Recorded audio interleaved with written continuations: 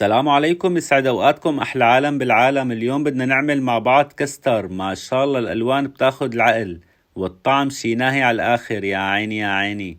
وحطينا معهم قطع موز، عن جد ولا اطيب من هيك. تعالوا نشوف الطريقة حبايبي. اول شي بدي احط 4 كوب حليب. سعة الكوب 225 ميلي، يعني حبايبي الكاسة تبع الشرب.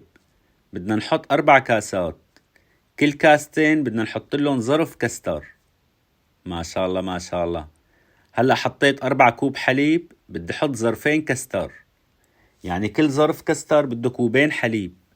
ما شاء الله. بدنا نساوي حبايبي الكستر بطعم الموز أول طبقة. هلأ حبايبي بعد ما فضيت الكستر بدي حركهم على البارد لحتى أتأكد إنه ما ضل تكتلات. بس حركتهم منيح حبايبي بدي شغل الغاز وضل عم حرك باستمرار. ما شاء الله ما شاء الله. شغلتنا سهلة وسريعة. بلش يغلي القوام، مجرد ما سمك معناتها صار جاهز. أول شي بدي حط كبجاية من الكستر بالجاط. يا عين اللون بياخد العقل. ومن بعدها حبايبي عندي بسكوت سادة. أي نوع بسكوت سادة فيكن تستخدموه. هلأ أول شي حبايبي بدي حط طبقة من البسكوت. شغلتنا سهلة وسريعة وطيبة. أكيد بس تجربوها حتعتمدوها. ما شاء الله ما شاء الله. أنا بدي حط طبقة واحدة من البسكوت، انتو بتحبوا تحطوا طبقتين كمان بيصير. هلا بعد ما حطيت طبقة البسكوت عندي حبايبي بسكوت مكسر، بدي احطهم فوق الكستر واعمل لهم تحريكة. من بعدها قطعت الموز، بدي صفهم فوق البسكوت بهي الطريقة. ما شاء الله ما شاء الله. مع الموز بتطلع كتير كتير طيبة، وفيكن تستغنوا عن الموز، بس يفضل مع الموز أطيب.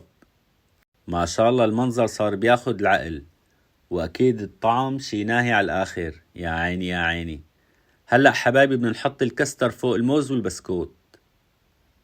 ما شاء الله. مثل ما قلت لكم الألوان بدها تطلع بتجنن. شغلتنا سهلة وسريعة. فضلا وليس أمرا غوالي تعملوا لي إعادة نشر للمقطع مشان يطلع اكسبلور. هلأ حبايبي بدنا نجهز كستر الشوكولا. بدي أحط كوبين حليب، كل كوب سعته 225 ملي مثل ما قلت لكم، مع ظرف كستر. حبايبي الطبقة الثانية بدها تكون أرق من الطبقة الأولانية، يعني ظرف واحد كستر بيكفي، وبترجع حسب الرغبة.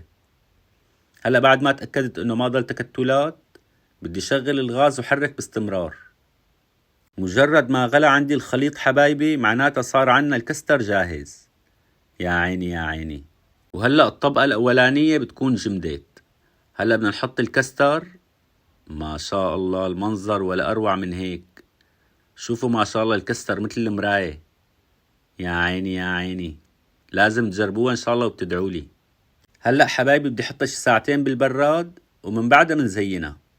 شوفوا على هالمنظر ما شاء الله، مثل ما قلت لكم مثل المراية. يا عيني يا عيني. هلأ بدي زينها حبايبي بالجوز الهند، والزينة بترجع حسب الرغبة. فيكن تتركوها سادة وفيكن تزينوها بالشي اللي بتحبوه. ما شاء الله حبايبي. فضلا وليس أمرا، اللي مو متابعني على اليوتيوب والفيسبوك حسابي اسمه الشيف نور الدين، حاطط لكم حساباتي فوق بالبايو. وما تنسوني من إعادة النشر حبايبي مشان المقطع يطلع عند أكبر عدد من المشاهدين. والله انتو أحلى عالم بالعالم. هلأ صار وقت التقطيع. شوفوا على هالمنظر ما شاء الله. يا عيني يا عيني. عن جد مبين شي فاخر على الآخر. هاي الوصفة حبايبي لازم نسميها كستر الشيف نور الدين. أي حدا بيساوي الوصفة حبايبي اعملوا لي تاغ حتى شوفها. ما شاء الله. شوفوا على هالمنظر. عن جد ولا أروع من هيك. وأكيد الطعم شي ناهي على الآخر. حدوق وأعطيكم رأيي. بسم الله الرحمن الرحيم. ما شاء الله ما شاء الله. مثل الراحة.